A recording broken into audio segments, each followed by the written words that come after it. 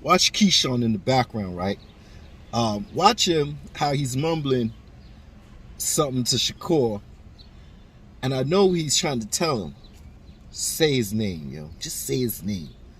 And once Shakur said his name, Keyshawn was, yes. Check it out, check it out, check it out. Other than that, everybody at 135 got to get it. Who do you want next? Anybody. You were a champion. You stepped on that scale a champion. You stepped off that scale no longer a champion. So there's only one champ right now. Who do you want and when do you want it? We got to fight the champ. Set it up. Me and Devin, we can lock in. After he fight Cambosis, let's get it on. He's got Loma probably after that. Is that a fight that interests you if he's able to get past that? I'll fight Lomachenko too. All right. And just finally, this. Exactly. Yeah, Keyshawn in the black. You know, as soon as he said Devin Haney's name, he popped up like he was happy. He's like, yo, man, we ain't playing these games. Say that man's name. But see, the problem that I got, right, with Shakur is that he lost his bargaining chip, man. You know, you coming in at 131.6 pounds and didn't make weight. It really, you know, pissed me off, man, because, you know, that was the bargaining chip. That was the bargaining chip. So when you go up and Bob Arum do not want you to fight Devin Haney, you could put in your petition and sign, you know, say, look, I'm the WBO champion, right? And I deserve this fight with Devin Haney automatically because the WBO allows you to go down and allow you to go up, all right? And you lost that bargaining chip. This is the most important time not to lose weight. So in my mind, I'm like, was this intentional? Because sometimes, you know, I don't know. I'm just like, did he just lose it because of not just weight and that he couldn't make weight? Was it, you know? And a lot of people could use that argument as an argument to say, oh, he's ducking Devin Haney because he had the opportunity to use the WBO and he lost that on the scale. But Shakur said, listen, I'm growing. I try my best to make the weight. Now, like I said, you're 25 years old. You got fighters like Sebastian Fondoro. He's like 6'6". You got Boost Ennis, 5'10". They making weight. But it's difference between 154, 147, and also it's a big difference going down to 130 when you 5'8" and 5'8". So that weight, 130, at the age of 24, 25, you know, you're still growing. You're still growing. You're growing into your body. Now you'll say that's no excuse because Rob Casaccio, he's 33. He made weight. Exactly. That is no excuse. You see, but everybody has a different body type. Everybody has a different body type. You got your ectomorphs. All right. You have ectomorphs where it walks around. They could be as old as can be, and they can never gain weight. They can never gain fat or muscle. Matter of fact, there's a lot of guys as ectomorphs that I know that when they gain muscle, they say, listen, if I run, I'm going to lose my muscle. So my cardiovascular thing, what I do is I do that when I'm doing calisthenics. So they get it in push-ups, pull-ups, and dips. They don't do any running because they lose a lot of weight. They lose also fat and muscle fast. And you see it, you know, we have family members that their metabolism is on an amp level, like this fast as hell, and they can't gain or lose. They can't gain any muscle or fat. So, you know, and then you got your mesomorphs, such as myself. I could gain and lose. But what I'm saying that, you know, you got some young dudes that, hey, their mother or father or their grandparents, you could be a little mixture of any of them. So there's never a yes or no when it comes to gaining and losing weight, all right? Casaccio, he's 33, he made weight perfectly. When I look at him, he looked more of an ectomorph. When I look at Tank Davis and I look at Manny Pacquiao, they both the same height, same big hair like I always say, same reach, same everything.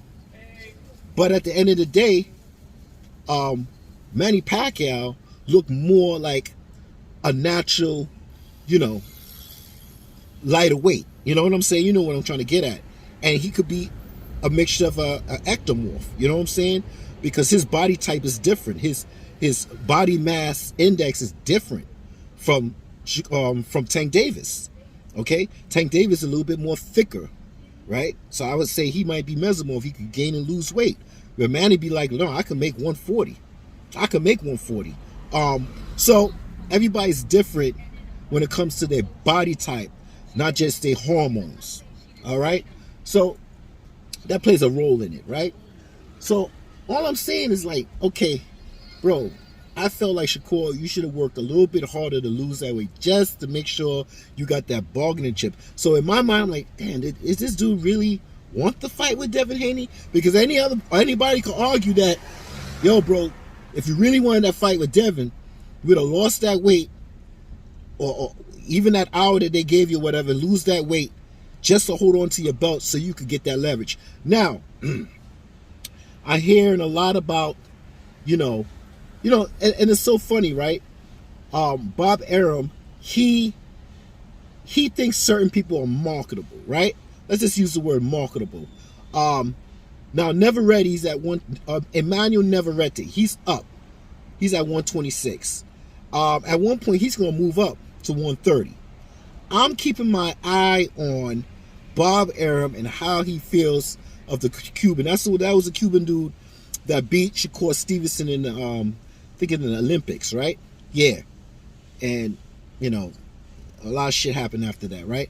But, Bob Arum, he has a way of marketing certain people and the way they look, right? And if this young man has a look that he feels marketable, I'm not going to bring up nothing else. I'm just saying that word marketable. That's the key word, right? And he thinks Shakur is not.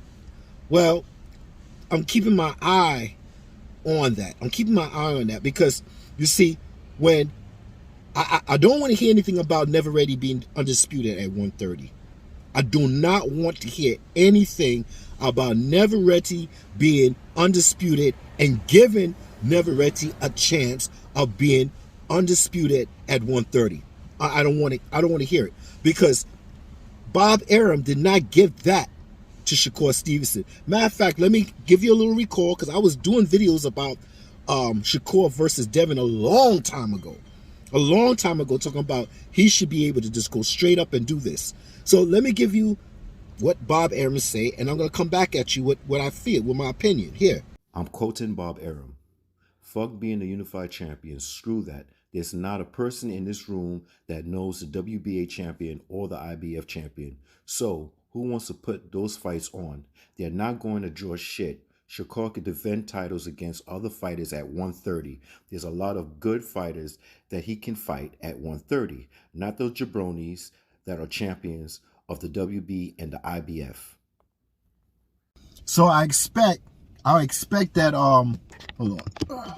I would expect that Bob Arum has that same energy for Emmanuel Neveretti if he moves up to 130, that he's not trying to make this man undisputed unless he feels like he's marketable and he's going down that route. But once you do that, you gave me an answer about how you feel about Shakur Stevenson. And how can I feel that I know that you didn't want to be undisputed? You didn't want this man to be undisputed at 130. What makes you think you're going to want to make him undisputed at 135? And I'm already seeing the results of who he wants marketable and who should be undisputed in his eyes to be marketable, being undisputed at 135.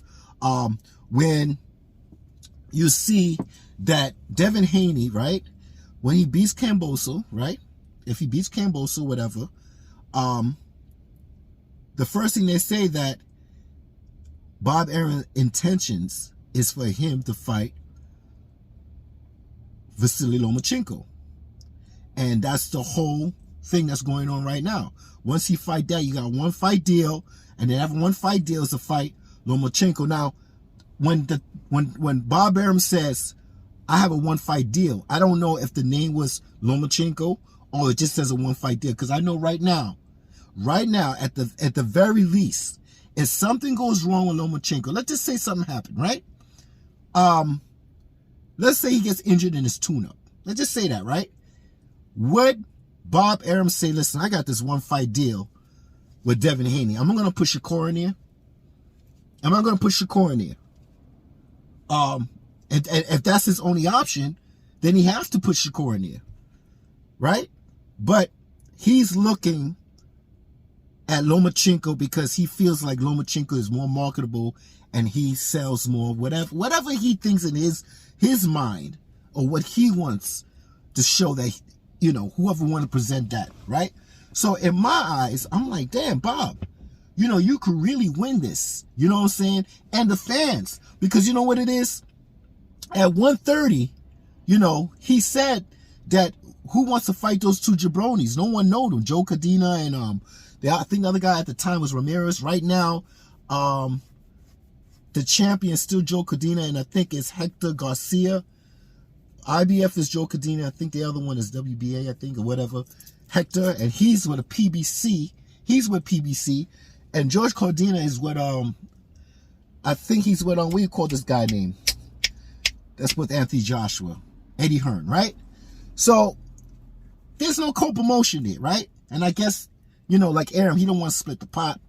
So, I hope that's the same energy when it comes to the PBC fighter, Hector Garcia, and still Joe Cordina at 130 when it comes down to Emmanuel Navarrete.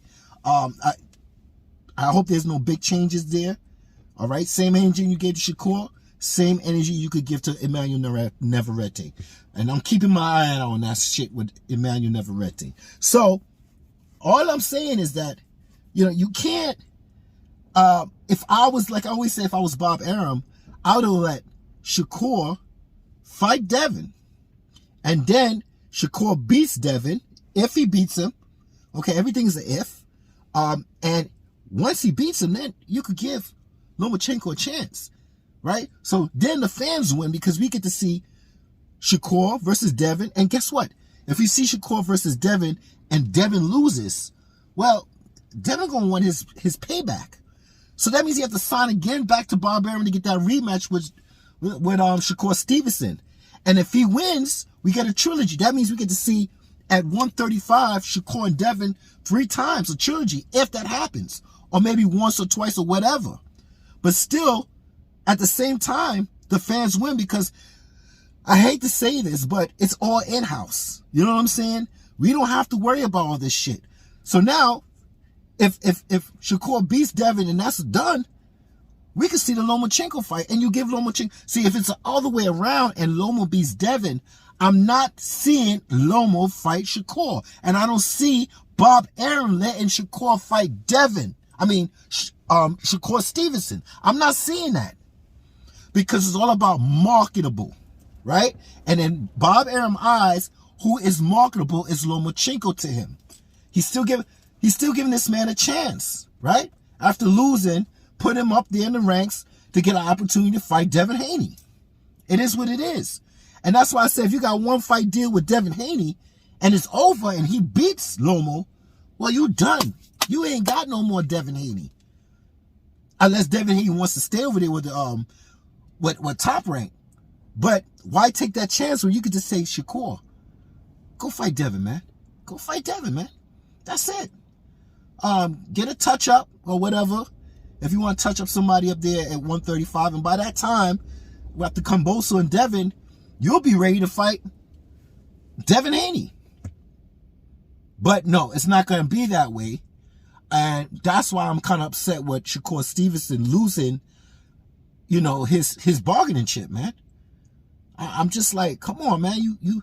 If you really wanted Devin, why you don't think that far? Like, how far do you think? Like, I would have been like, nah, man.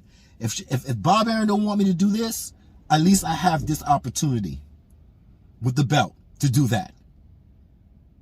That's it. If the sanctions, listen, the sanction bodies do use their rules and regulate their rules when they want to.